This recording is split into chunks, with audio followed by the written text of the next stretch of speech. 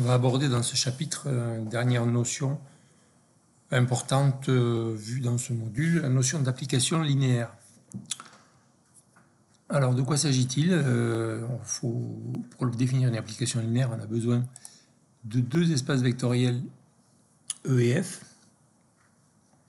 Et on dira qu'une application donc, de E vers F est linéaire si elle vérifie les deux conditions suivantes. Il faut que pour tout couple de vecteurs, eh bien f, x et y, f de x plus y égale f de x plus f de y, et puis pour tout vecteur x, pour tout scalaire à lambda, f de lambda x égale lambda f de x. Autrement dit, on dira que l'image de la somme de deux vecteurs est égale à la somme des images des vecteurs et que l'image du produit d'un vecteur par un scalaire est égale au produit de ce scalaire par l'image du vecteur.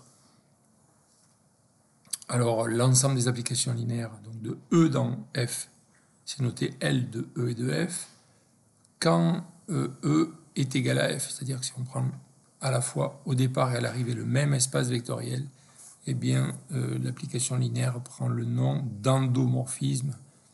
En fait, morphisme, ça veut dire application linéaire, et endo pour rappeler qu'on reste dans le même ensemble. Dans ce cas-là, on note L de E, l'ensemble des endomorphismes de E. Donc dans ce cours, on va se restreindre au cas de la dimension finie, c'est-à-dire que EF aura une dimension finie. Plus précisément, on va même se restreindre au cas où E est égal à Kp et F à Kn, c'est-à-dire que grâce à l'isomorphisme qu'on a vu dans un chapitre précédent, on a vu qu'en fait, en choisissant ces deux ensembles-là, eh bien, à un isomorphisme près, on traite tous les cas de dimension finie. Alors, un exemple d'application linéaire, application de Q2 dans Q3, c'est-à-dire qu'il y a un couple associé à un triplet, donc au couple X, Y. Donc X et Y, là, ce sont deux éléments de Q. J'associe le triplet 2x plus 3y, moins x plus 4y, x plus y. Donc il y a bien un élément de Q3. Alors, c'est une application linéaire. Comment il faudrait faire pour le montrer? Il faudrait appliquer la définition qui est là, sachant que, vous voyez, il y a des lettres, là, il y a les mêmes lettres. Vous avez xy, là xy. Alors, il faut être très vigilant. Ces mêmes lettres ne dénotent pas les mêmes objets. Ici, x et y, ce sont des éléments de E. Donc x, c'est un vecteur de E. Dans notre exemple, E, c'est quoi? C'est Q2. Donc E, c'est l'ensemble des couples. Donc si je veux appliquer ça, il faut que je prenne deux couples. Donc ces deux couples, je pourrais les appeler x1, y1 pour le premier et x2, y2 pour le second. Il faudrait que je montre que f de la somme des deux couples, c'est-à-dire le couple x1 plus x2, virgule y1 plus y2, est égal à l'image f de x1, y1 plus f de x2, y2. Donc attention aux lettres. Faites très attention à ce que représentent les lettres. Ici, x, c'est un couple. Ici, x, c'est un élément de Q. Bon, si on fait ça, on peut se rendre compte que ça fonctionne bien. En fait, on pourrait montrer que, on ne va pas le faire ici, c'est pas l'objet de ce cours, mais que toutes les applications de Kp dans Kn, elles ont cette tête-là, c'est-à-dire que forcément, ici, on va trouver des combinaisons linéaires. À chaque composante, là, on va avoir des combinaisons linéaires des valeurs des composantes de notre vecteur de départ.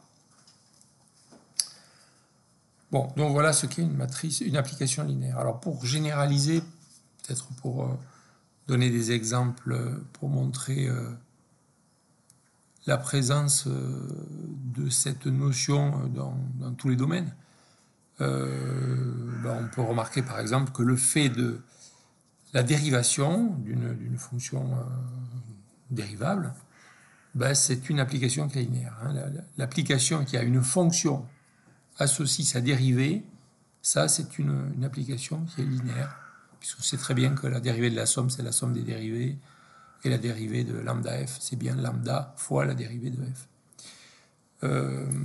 L'intégration, hein, si je prends une fonction qui est continue sur un segment, si je l'intègre, eh bien, on sait très bien que l'intégrale de la fonction qui a une fonction associe l'intégrale de a à b de cette fonction, ce truc-là, cet objet-là, c'est aussi linéaire. On sait très bien que l'intégrale de la somme, c'est la somme des intégrales, etc. etc. Donc, c'est quelque chose, c'est un schéma qu'on retrouve vraiment partout.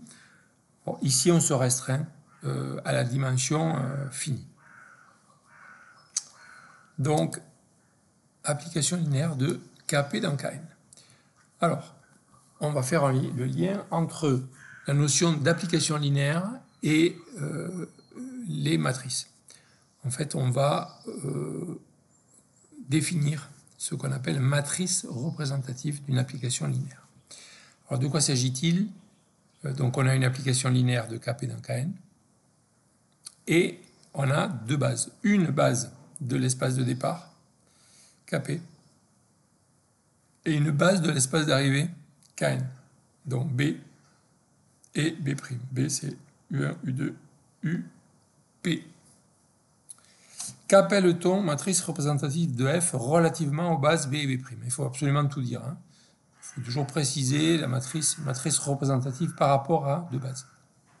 Donc c'est une matrice que l'on va remplir, comme c'est quasiment toujours le cas, colonne par colonne. Donc qu'y a-t-il dans la première colonne? Mais dans la première colonne, on va mettre l'image du premier vecteur de base B, f de U1, dans la base B', puisque f de U1, c'est un élément de Kn, donc je peux l'exprimer dans la base B'.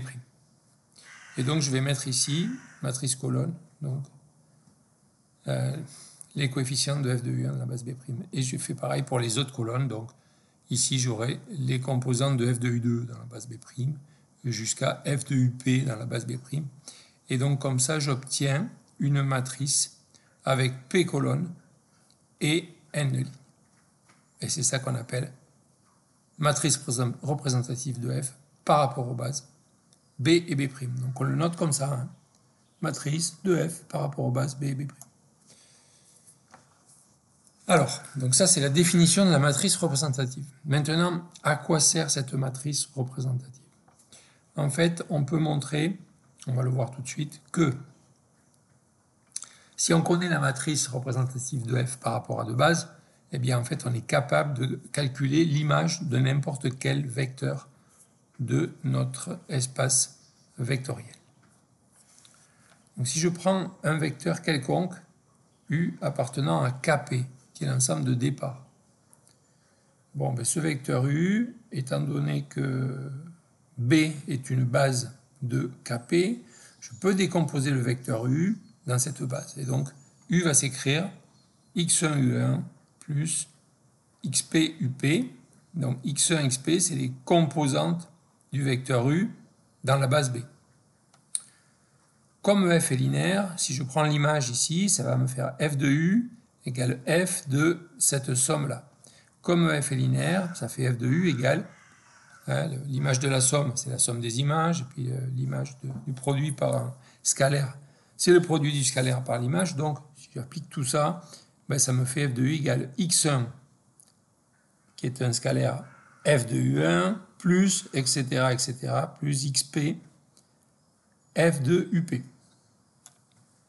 Alors, il se trouve que f de U1, je le connais, il est là, si je connais la matrice, f de U2, il est là, etc., etc.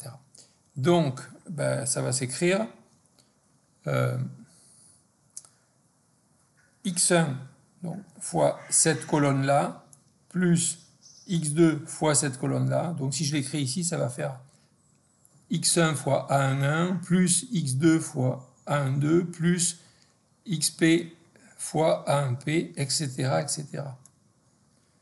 Bon, et puis comme ça pour toutes les lignes. Alors si je regarde bien, ça c'est une matrice colonne, hein, c'est les composantes de ce vecteur f de u dans la base b', donc c'est une matrice colonne.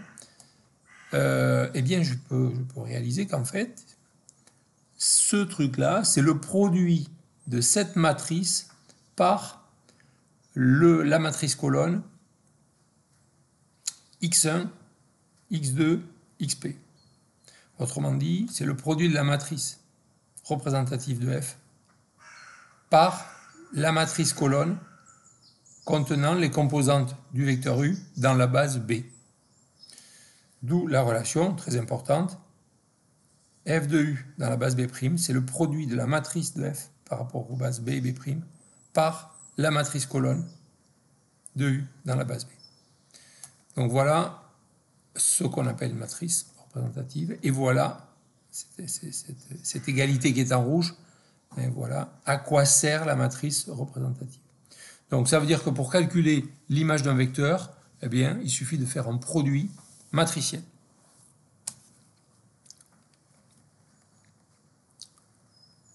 Exemple. Donc je reprends l'exemple dessus là. Je me place dans les... il me faut deux bases, donc je vais prendre les bases canoniques. BC2, la base canonique de Q2, et BC3, la base canonique de Q3.